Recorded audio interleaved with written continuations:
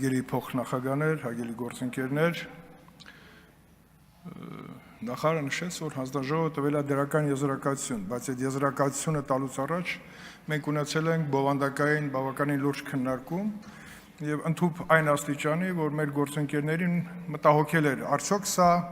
նախընտրական քայլ է թե ոչ։ Պատասխանը միարժեք եղել է ոչ։ Այս քայլին մենք քայլ առ քայլ մոտեցել ենք բանակի բարեփոխումների ամբողջ տրամաբանությունը իրականություն դարձնելու միջոցով, որը դրված էր կառավարության ծրագրի հիմքում։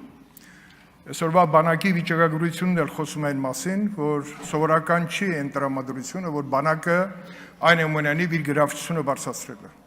Վիճակագրությունը խոսում է, որ խաղաղության մեր ձգտումները եւ խաղաղության հասնելու մեր նպատակները հասարակության կողմից միայն ստանում են դրական լիցքեր եւ սա այդ քայլերից մեկը պետք է դիտել, որովհետեւ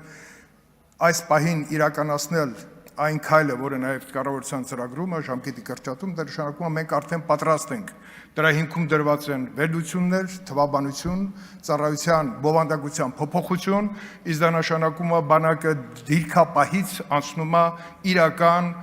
բանակ, պաշտպանական բանակ ունենալու ընթացքի մեջ հայտնվելու ճանապարհին։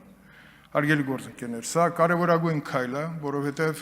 շատ է խոսում նաև ներկայիս ծառայողների վրա ինչի չի տարածվում։ Չի տարածվում, որպեսզի հետո եկող ծառայողները ունենան այս հնարավորությունը նոր ծրագրով բանակը առաջ տանելու մեջ իրենց մասնակցությունը ունենալու համար։ Իհարկե,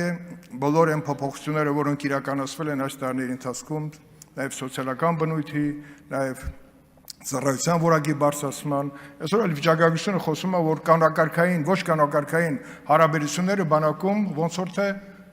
վերացել են, իհարկե դա նաև ուժային միջամտության շնորհիվ է, նաև կառավարման բավականին ամուր հիմքեր դնելու շնորհիվ է, բայց դրա խորքային արդեն հիմքերը դրվում են, որովհետեւ բանակում այն հարաբերությունները, որոնք պետք է իսպառ վերացնեն նախկինում այդ արատավոր երևույթը, պետք է հենված չլինի միայն ուժային գործոնի վրա։ Ուստի, հարգելի գործընկերներ, ունենալով այս հնարավորությունը տալով բանակին այս հնարավորությունը այս ժամկետների մեջ իրականացնել իր առջև դրված խնդիրները,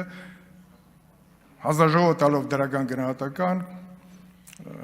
տալիս է հնարավորություն նաև մեր բոլորիս այդ գնահատականը առաջին ընթերցումը ամրապնդենք մեր քվեարկությամբ եւ իրականացնենք այն, ինչը որ մեր առջև դրված ապագայում ունենալ այն բանակը, պրոֆեսիոնալ բանակը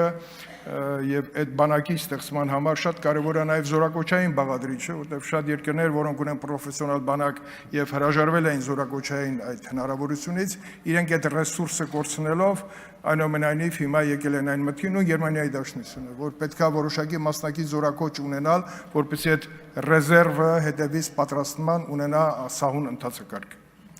Կոչ եմ անում կողմ քվեարկել այս կարևոր նախաձեռնությանը, շնորհակալություն։